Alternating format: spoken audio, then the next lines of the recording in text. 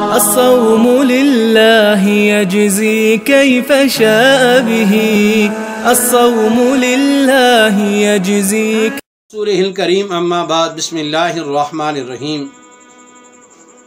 معزز خواتین و حضرات، السلام علیکم ورحمۃ اللہ وبرکاتہ۔ وراثت کے مسائل میں سب سے زیادہ جس چیز میں خیانت، بددیانتی، لاپرواہی اور جس کو معیوب سمجھا جاتا ہے معاشرے میں، وہ ہے بہنوں کو حصہ دینا، بیٹیوں کو حصہ دینا۔ دنیا میں اسلام واحد مذہب ہے کہ جس نے عورت کو مرد کا وارث بنایا ہے، اور وارث ہی نہیں بنایا بلکہ وراثت کی تقسیم میں اللہ نے قرآن میں عورت کو بنیاد بنا کر باقی وراثت کو تقسیم کیا ہے۔ للذکر مثل حظ الانثیین، مرد کو عورت کا دگنا ملے گا، لیکن بنیاد عورت ہے۔ جتنا عورت کو ملے گا اسلام کہہ رہا ہے اس کا دگنا مرد کو ملے گا۔ وراثت میں عورت کو وراثت دینا، اسلام میں عورت کو وراثت دینا اتنی عام ہے کہ اسلام میں وراثت کا پہلا حقدار ہی اللہ نے عورت کو بنا دیا ہے۔ جب پہلا حقدار عورت کو بنا دیا ہے تو پھر کیا کون سی صورت ایسی ہے کہ جس کے اندر عورت کو وراثت سے محروم کیا جائے؟ اور پھر اس کے بعد قرآن مجید کے اندر مستقل طور پر عورتوں کے حصے بیان ہوئے، ماں کی شکل میں، بہنوں کی شکل میں، بیٹیوں کی شکل میں، بیوی کی شکل میں۔ ماں کا حصہ الگ بیان کیا، بہنوں کا حصہ الگ بیان کیا، بیٹیوں کا حصہ الگ بیان کیا، بیوی کا حصہ الگ بیان کیا۔ اور پھر اس صورت میں بھائی ساتھ ہیں تو کتنا ملے گا، بھائی ساتھ نہیں ہے تو اکیلی ہے تو کتنا ملے گا، دو یا دو سے زائد ہیں تو کتنا ملے گا، تمام تفصیلات اللہ رب العزت کی ذات نے عورتوں کے اعتبار سے بیان کر دی ہے۔ کہیں بھی ان کے حصے کے اندر ابہام نہیں چھوڑا اللہ تبارک و تعالی نے۔ اور ہمارے معاشرے میں سب سے زیادہ اس معاملے میں بددیانتی اور معیوب سمجھا جاتا ہے۔ مثلا حضرت جابر رضی اللہ عنہ کی روایت ہے کہ نبی علیہ السلام کے پاس ایک خاتون آئی کہ نہیں یا رسول اللہ، میری یہ دو بیٹیاں ہیں، میرا میاں فوت ہو چکا ہے، میرے میاں کی وراثت پر ان کا چاچا قابض ہو چکا ہے۔ نبی کریم صلی اللہ علیہ وسلم نے اس کے چاچے سے ان دونوں بیٹیوں کا حق لے کے دیا، اور اس کے بعد ارشاد فرمایا کہ جو آدمی بھی کسی کی ایک بالشت بھی زمین پر قبضہ کرے گا تو قیامت والے دن وہ ساتوں زمینوں کو اپنی گردن پر اٹھائے آئے گا، ساتوں زمینوں کا توق بنا ہوگا اس کی گردن میں، اور پھر وہ محشر کے میدان میں آئے گا۔ اب یہاں ایک عام آدمی سوچتا ہے کہ جی کہاں انسانی گردن اور کہاں ساتوں زمینوں کا بوجھ؟ تو یاد رکھ لیجئے، محشر کے میدان میں اور جہنم میں جہنمی کا یہ جسم دنیا والا نہیں ہوگا۔ ہر آدمی کے اوپر اس کی گناہ کی وجہ سے اس کے جسم کی جسامت بڑھ جائے گی، حتیٰ کہ نبی علیہ السلام نے تو یہاں تک فرمایا کہ انسان کی ایک داڑھ اور پہاڑ کے برابر ہو جائے گی۔ کندھے اور نبی علیہ السلام نے فرمایا کہ انسان کے گردن اور کندھے کے درمیان کا فاصلہ جو ہے نا وہ 500 سال کا ہو جائے گا۔ تو ہر آدمی کے گناہ کے اعتبار سے اس کے جسم کی جسامت بڑھ جائے گی۔ زمین پر قبضہ کرنا بہت بڑا گناہ ہے، تو لہذا جب ساتوں زمینوں کا توق اس کے گلے میں بنایا جائے گا تو اس کی جسامت اسی اعتبار سے بنے گی، ایسی جسامت ہوگی کہ جس کے اندر وہ ساتوں زمینوں کا توق بن کر اس کے گلے میں لٹکا دیا جائے گا۔ اور پھر ایک ظلم تو یہ کہ دیا نہیں جاتا، دوسرا ظلم یہ ہے کہ اگر بہنیں ہمت کر کے، بیٹیاں ہمت کر کے مانگیں تو اس پہ ناراضگی، قطع تعلقی، اور پھر ہمیشہ کے لیے ان کو اپنے خومی اور خوشی سے محروم کر دینا۔ یاد رکھیے یہ اللہ کا حکم ہے، بہنوں کا حق ہے، ان کو دیے بغیر کوئی چارہ نہیں ہے۔ عموماً تو یہ دیکھا جاتا ہے کہ بہنوں سے زبانی کلامی لیا جاتا ہے ساتھ، اور بہنوں کو منت سماجت سے ان کے نام رجسٹری کروا لی جاتی ہے اور انگوٹھے لگوا لیے جاتے ہیں۔ یہ اس کو شریعت نے پسند نہیں کیا، یہ جائز نہیں ہے۔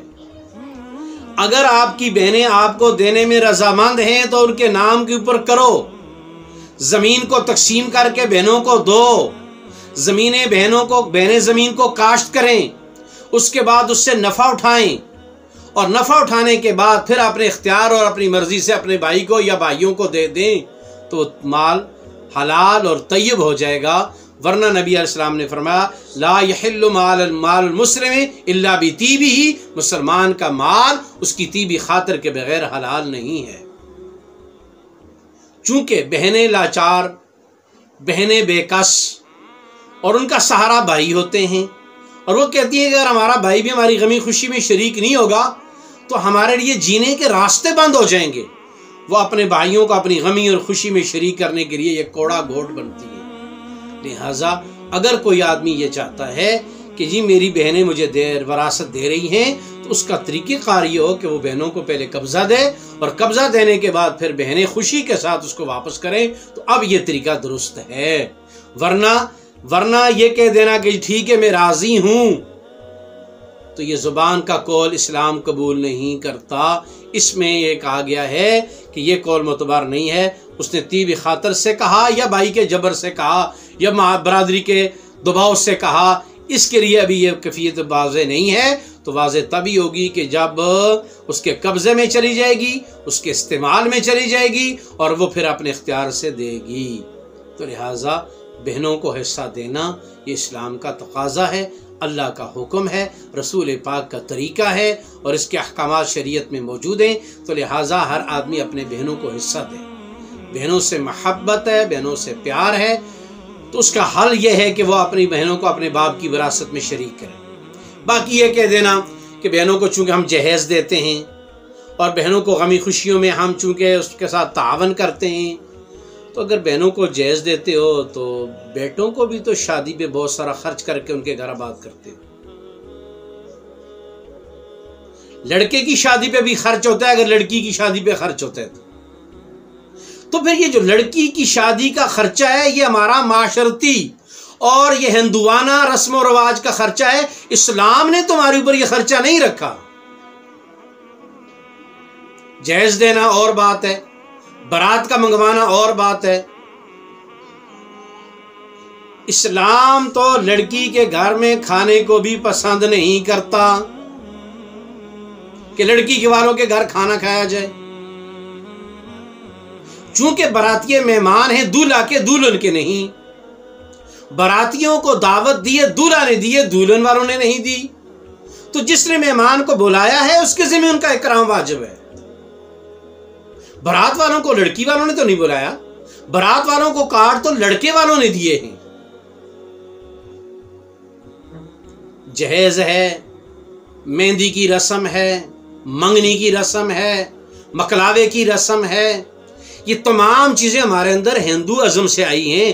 اسلام میں ان چیزوں کا تصور نہیں ہے۔ اسلام کی سب سے بڑی شہزادی فاطمہ الزہرا رضی اللہ تعالیٰ عنہ کی شادی امت کے سامنے ہے۔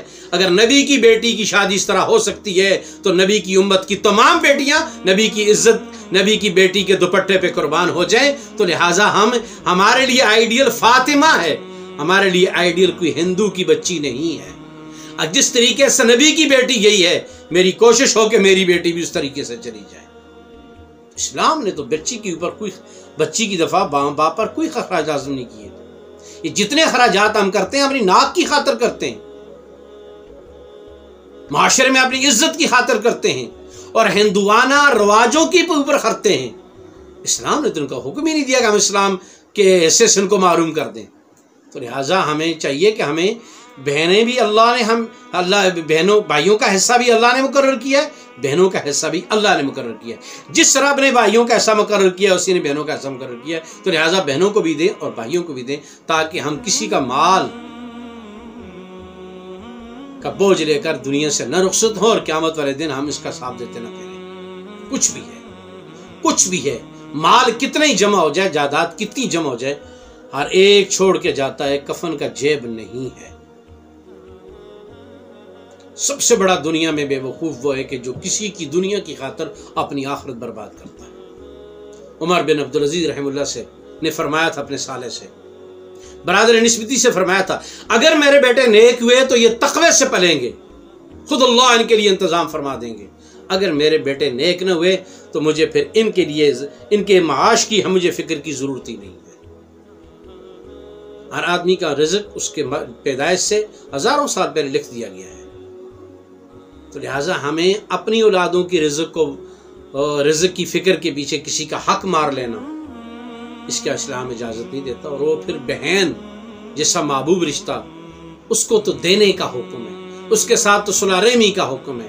وراثت کے علاوہ بھی بہن جب بھی گھر آئے تو خالی ہاتھ نہ جائے، یہ حکم ہے۔